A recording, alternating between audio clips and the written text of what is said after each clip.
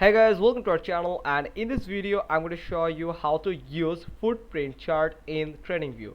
So first you just need to open your TradingView chart here, then after that you just need to tap on this stick icon here, the candlestick here or the candles here you can see. So tap on it, and from here you just need to scroll down and you will just need to go to the volume footprint here. Now if you tap on it, then it will ask you for the premium version, the premium package for this trading view. So you can just go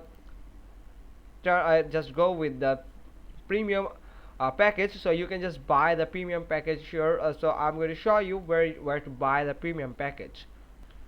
You just need to search for the TradingView subscriptions, where you must need to log into your account if you want to buy the subscription right now. So here you will find the premium subscription, where it will cost you $49.95 per month. So here you'll find different types of facilities. Always the volume footprint here. You can see the included volume footprint. Also, it included in the only in the premium or in the plus or in the basic.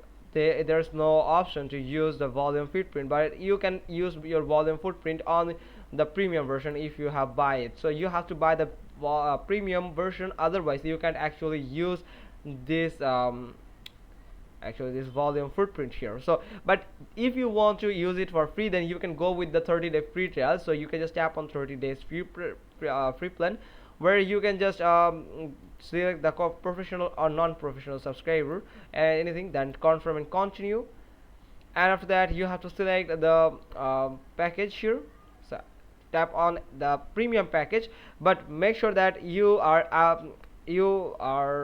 aware that after 1 month of subscription, it will automatically deduct this amount from your credit card or the credentials that you have added. So go professional here, and here you can see we have just added this. Now go to this again, the candles here. Now volume footprint here, and here in the premium package I can just you have to select one of them, like non-professional. So I'm going to tap on start now.